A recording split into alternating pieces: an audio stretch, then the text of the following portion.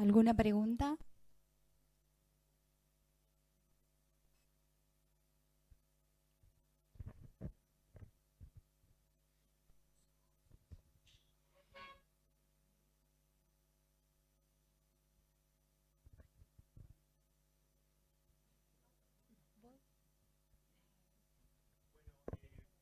Felicitaciones por las charlas y Alejandra y vos, no sé tu apellido, nos da un optimismo, que es lo que yo decía, lo que están haciendo, todo este trabajo en red y de mejoramiento y de estadística, realmente es lo que nos va a llevar adelante.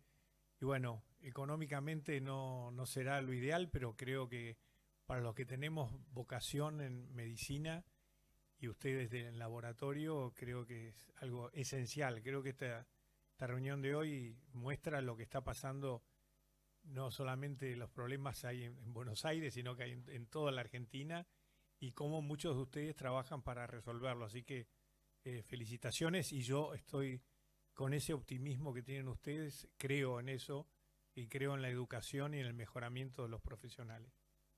Pero no tengo nada que preguntarles porque realmente los problemas los tenemos todos. No, yo quisiera hacer un comentario breve y una pregunta para Leonora. El comentario es que algo que no dijimos en el primer bloque cuando mostramos datos es que si bien no pudimos analizarlo, lo que vimos es que la mayoría de los centros públicos no podían derivar la muestra. Vieron que en los estudios diagnósticos teníamos 4 opciones, que era se hace en el centro, se deriva, o no sabe, no contesta, o digamos, bueno, no se hace. Y la mayoría de los centros públicos no solo que no lo hacían, sino que no lo podían derivar. A diferencia de los centros privados de igual, digamos, complejidad, que en general cuando no lo hacían lo podían derivar. Inclusive centros privados que no eran de una complejidad tan alta. Una de las teorías que creo que me dijo Virginia, no sé quién, o no, Brenda, creo que me dijo, que tal vez es porque los centros privados no quieren perder ese paciente y prefieren derivar la muestra por un beneficio, digamos, económico. Pero bueno, si bien no tenemos esos datos ahí, digamos, analizados, eso es lo que vimos en todo el, digamos, relevamiento, y es un dato, digamos, interesante, me pareció. Y la pregunta es, algo que yo nunca pensé, es esto de las cuestiones legales de, bueno, las muestras cuando se derivan. Me pareció un tema, digamos, importante.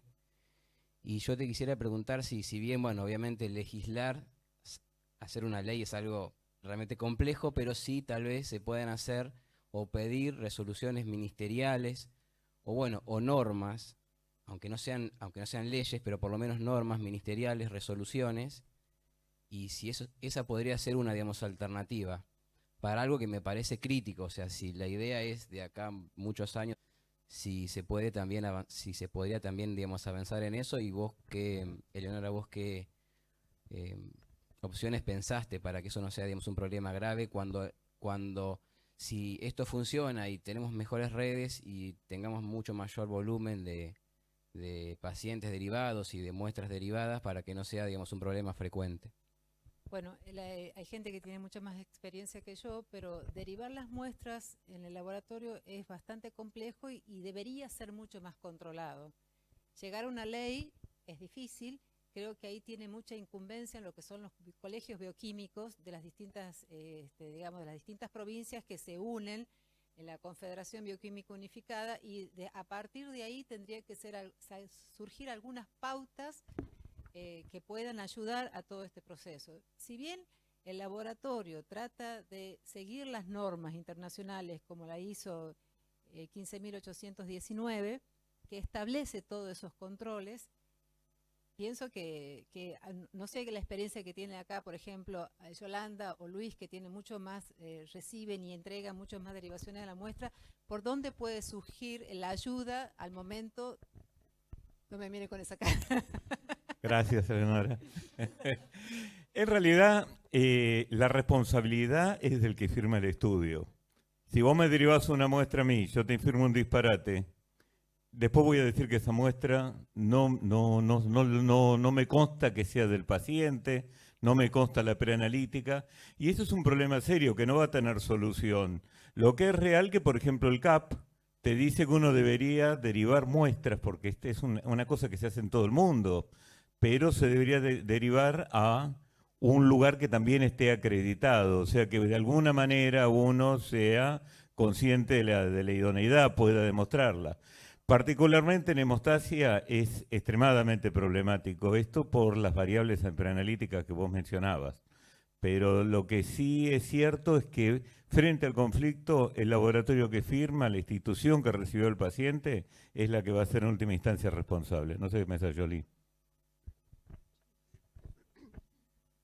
Es lo que dice Luis. Si vos derivas una muestra, el responsable, si llegás a tener un problema legal, el responsable va a ser el laboratorio, que es el director técnico del laboratorio que firmó el protocolo.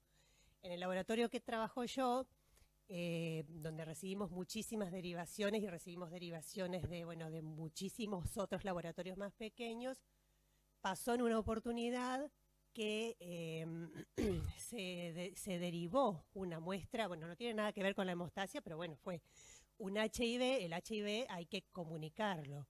En ese caso, bueno, ese HIV fue derivado por otro laboratorio, o sea, quien debía ser el responsable de informar ese resultado HIV era el laboratorio el que uno lo derivó, el laboratorio que nos derivó a nosotros.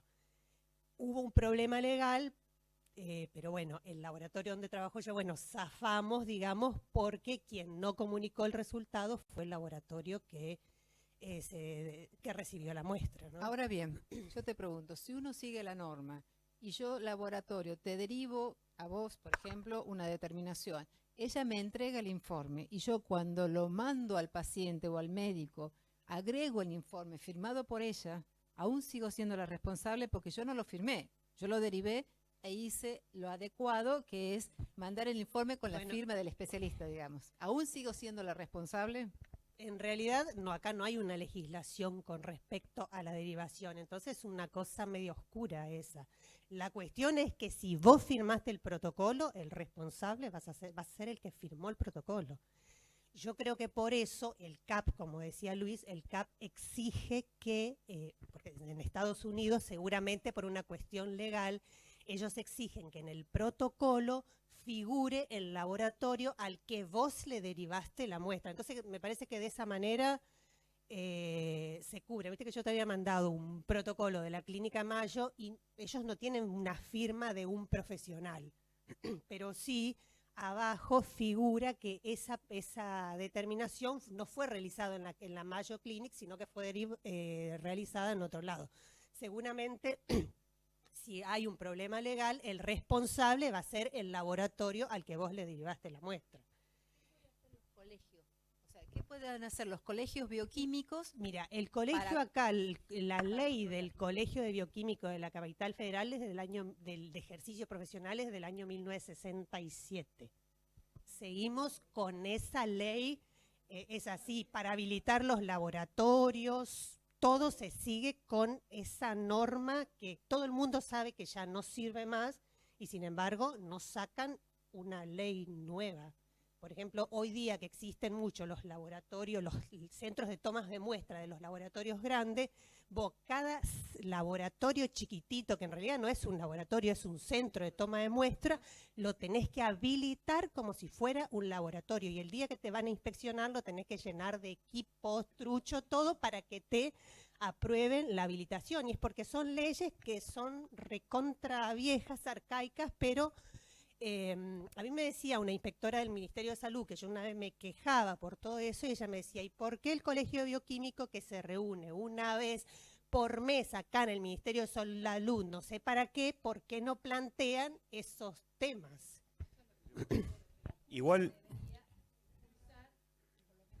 Eleonora, igual el laboratorio que recibe una muestra no está exento de responsabilidades porque tiene que demostrar competencia. O sea, va a tener que tener sus controles, sus mantenimientos correctivos, su educación al personal, pero la responsabilidad final es del que lo del que mandó, el que va a firmar el protocolo, pero no es que está exento de responsabilidad el que deriva una muestra, y eso es algo que también tendría que pensar los laboratorios que trabajan recibiendo muestras, porque eso se tiene que trasladar a cada estudio que hacen. Y de hecho el sistema funciona, porque en Brasil hay relativamente pocos laboratorios, son redes de mega laboratorios en general, y manejan millones de muestras por mes. ¿Y qué error tiene? Claro, pero ¿y qué pasa? El tema es qué hacemos cuando derivamos una muestra, ¿quién se responsabiliza? Y si yo te derivo una muestra a vos,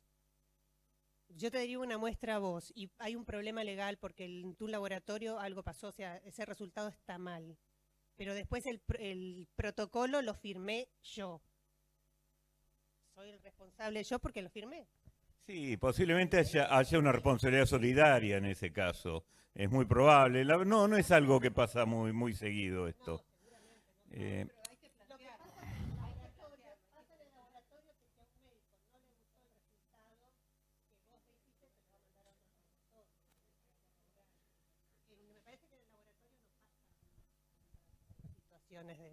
Bueno, me escucharon. Yo, si me dejan y se terminó este tema, quiero mostrarles un poquito cómo es el interior del grupo, que es básicamente Fernando y yo discutiendo cada punto y teniendo miradas distintas.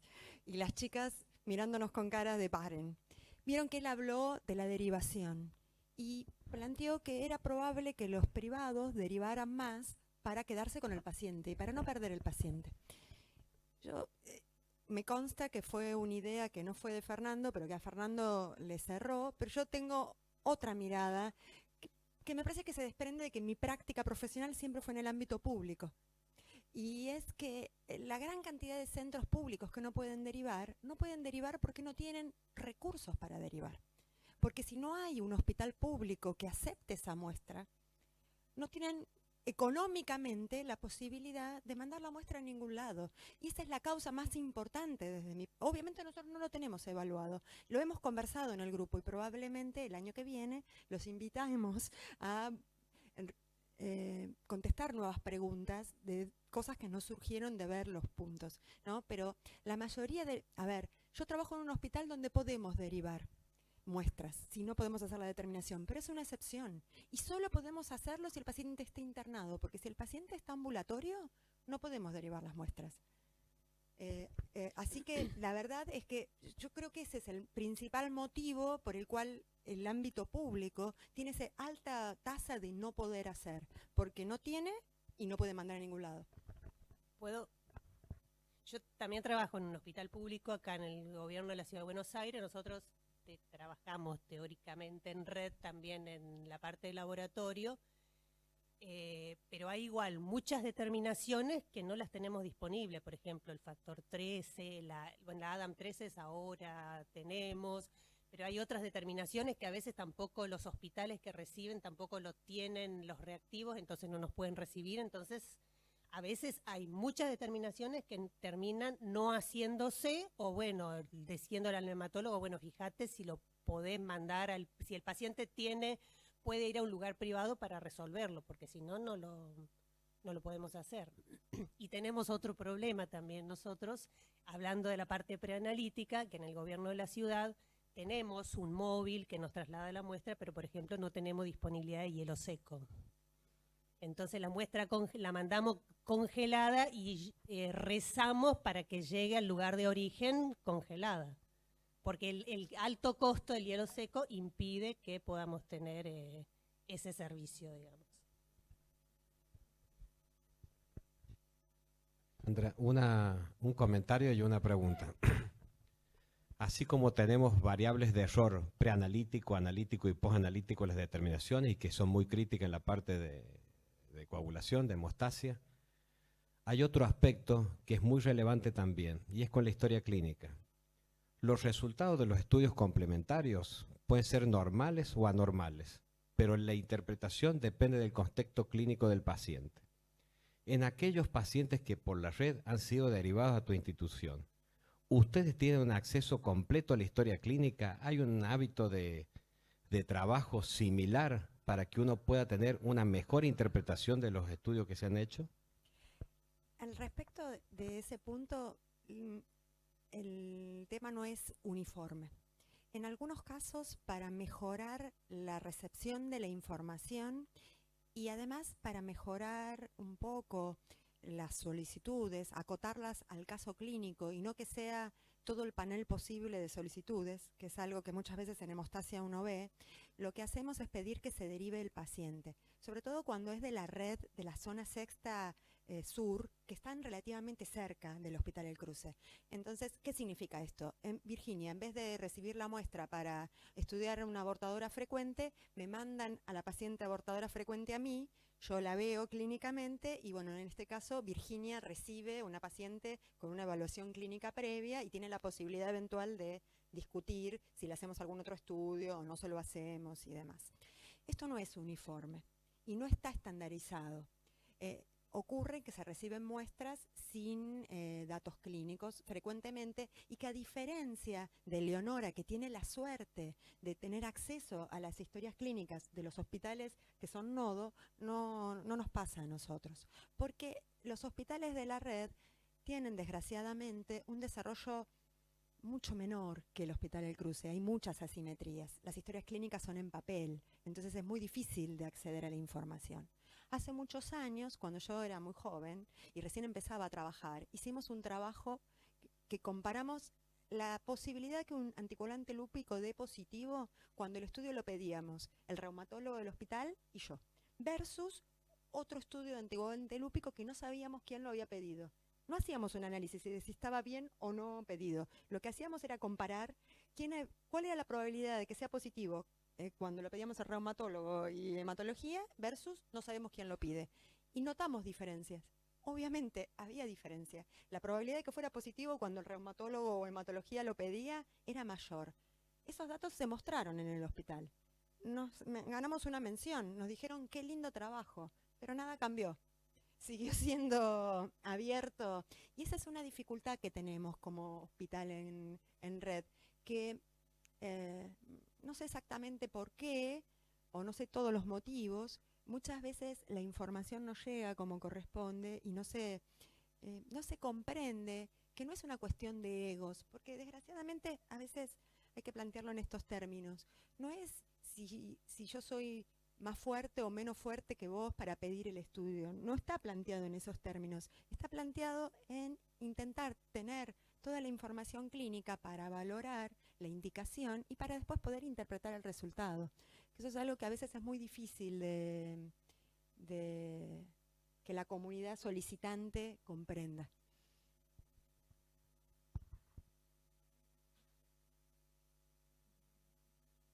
Hola. Me da la sensación, de nuevo sin ser médico, pero tratando de entender lo que dicen, que todo esto de hacer las redes, no sé en cuántas otras comunidades médicas se da, en esta se da re bien, me parece que tiene un beneficio clarísimo, o sea, eso se ve fácil. Lo que me pregunto es, uno, el tema de las asimetrías internas que tiene el sistema, es decir, cómo se valora sin una normativa, quién hace bien. Lo digo sin no hacer, no bien o mal, mejor o peor algo, y entonces uno tal vez tiene que elegir el centro de derivación para hacer tal o cual estudio, porque uno es mejor que el otro y bla. Eso uno. Si eso tiene alguna solución o si existe, no sé, en los colegios profesionales lo tienen pensado, si lo saben. Y la otra es, ¿cómo creen que el resto del país, ustedes no tengo dudas, pero cómo hará el resto para brindar esa información para que la red se construya? Porque evidentemente las redes existen. Hoy diste un ejemplo buenísimo, Leonora, con Marta, y todos conocemos a Marta, que es no solo un libro abierto, sino una puerta abierta a todo, pero es Marta, pero no todos son Marta Martinuzzo, y entonces tal vez haya ciertas resistencias a recibir una muestra o dar una ayuda informal, porque esa fue un canal informal. Cuando uno necesita hacer una red, necesita formalizarla, tenerla pública y hacer, no sé, clic en una computadora y decir, acá voy a mandar el Adams 13. Y uno sabe que ahí se va a hacer todo como se tiene que hacer. Llegar a eso me parece que requiere como un trabajo hacia adentro profesionalmente, como comunidad, los bioquímicos o los, no sé, para homogeneizar, porque si las leyes siempre atrasan a la necesidad. Si uno va a empujar un pedido de una ley o una normativa, antes tiene que, me parece, llevar algo medio armado y decir, mira, esto se puede hacer. ¿Se puede? Esa sería la pregunta. Bueno, con respecto al nodo receptor, lo que explicaba Luis está establecido en la norma, en la ISO. O sea, si yo te derivo una muestra a vos, es mi responsabilidad asegurarme. Si yo soy un laboratorio acreditado, solo puedo derivar un laboratorio acreditado. Si el laboratorio no está acreditado, porque en el interior del país la mayoría de los laboratorios, por más especializados, no están acreditados, al menos tengo que asegurarme de que hacer una visita a tu institución y entonces vos me mostrás que tenés un control de calidad interno, que cumplís con las normativas de bioseguridad, que participás de un control de calidad externo donde están incluidos todos los analitos que yo te derivo. Bueno, eso me está, en cierta forma, que tenés una formación profesional que es continua y que está certificada y que tenés los certificados de la participación en cursos, etc. Es una forma indirecta de que yo, como laboratorio derivante, me asegure que el lugar donde yo derivo es un lugar de referencia válido. Esa es la primera parte de la pregunta. ¿Cómo se construyen las redes? Desde mi punto de vista es diferente en lo público que en lo privado. Por más que deberían ser complementarias. Por esto que te digo, en la parte pública tiene que ser una decisión pública, en la experiencia nuestra, hacer una decisión pública. Nosotros sí tenemos la posibilidad de derivar lo que no hacemos, que en general no es tanto, y en la parte privada son más los convenios del laboratorio propio que hace las derivaciones. En eso no tengo experiencia, pero es difícil. A mí me parece que para hacer redes formales se necesita decisión política. O sea, estoy segura que nosotras que mostramos experiencias públicas de redes son basadas en una decisión política. O sea, la institución donde trabajo está en red porque se decidió que iba a ser así. Y seguro que en el caso de Leonora es lo mismo. Me parece que incluso habiendo decidido hacer una red, hay aspectos que son todavía difíciles y que no se han resuelto, y es que uno puede hacer que un nodo sea brillante. Es decir, si yo me pongo a llorar, muchos que trabajan en el ámbito público me dirían: Alejandra, ¿de qué te quejas? Sí, evidentemente trabajo en un hospital que tiene un montón de acceso a un montón de cosas. Ahora conozco al hospital de la red que queda a 50 cuadras porque también trabajé ahí. Y las asimetrías son terribles. Y que cuando en una red hay muchas asimetrías, es muy difícil que funcione también.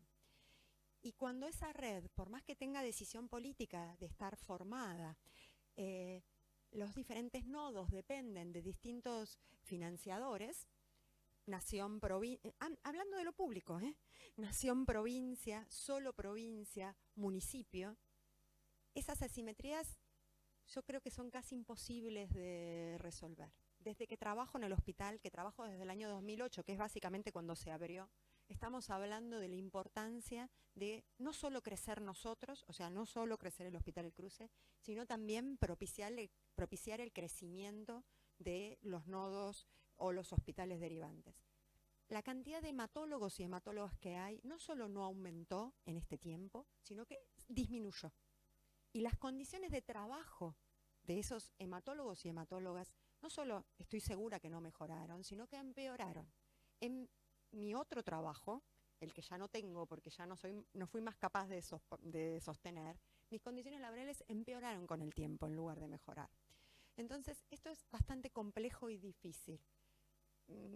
Uno intenta que no lo abrume el desafío, porque está clarísimo que la gente, gracias a estos esfuerzos, logran acceso que no tenían. O sea, hace 15 años, cuando yo trabajaba en el hospital de la red y el Hospital del Cruce no existía, no había posibilidad que hiciera anti-10. Y ahora Virginia me hace, no sé, 5, 10 anti-10 por semana, o por ahí más. Y eso con ese pequeño ejemplo, muchísimos más. Y otra cosa que es para mí también un punto como positivo, ¿no? Vieron que el doctor habló de que la salud no es un tema, que la población no registra la importancia de la salud. El Hospital del Cruce tuvo una experiencia. Hace unos años hubo como una movida que parecía que lo iban a bajar el presupuesto. En ese contexto se hizo un abrazo, ¿no?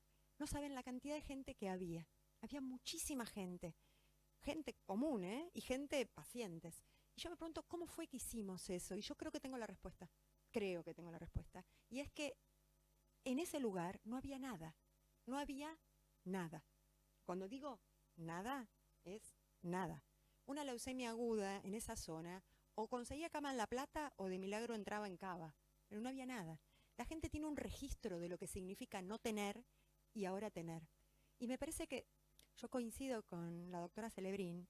Creo que es responsabilidad de todos, como trabajadores, ponerlo en agenda. Decir, mostrar.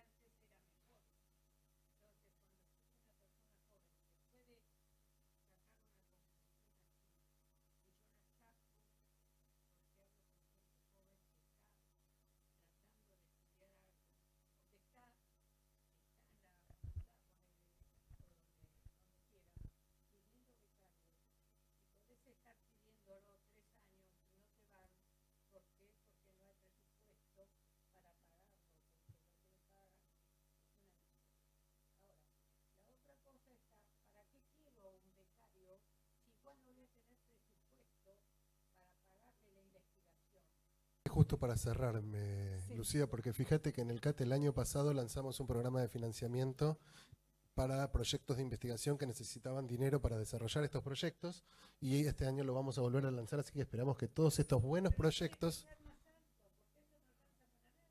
Dimos 1 millón de mangos, Lucía, para cada proyecto.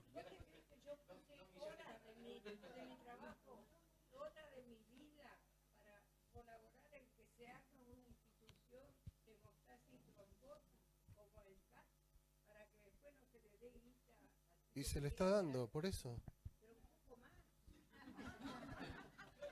Este año vamos a casi triplicar los fondos y hacemos lo imposible, pero bueno, es Argentina, Lucía. Esperá. No es solo voluntad. Venimos trabajando y todos ellos vienen trabajando. Eso es lo que les quiero decir, digamos. Los proyectos se ve que están buenos. Entonces, tal vez esa dificultad de financiamiento, bueno, además el CAT no va a cambiar la Argentina tampoco. Pero es un granito sí, sí. de arena.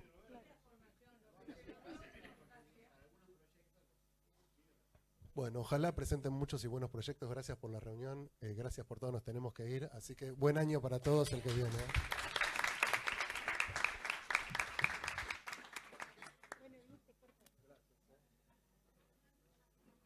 ¿Qué dijo la que grabó el coso? La que grabó el coso que necesita 1.700.000 que saqué.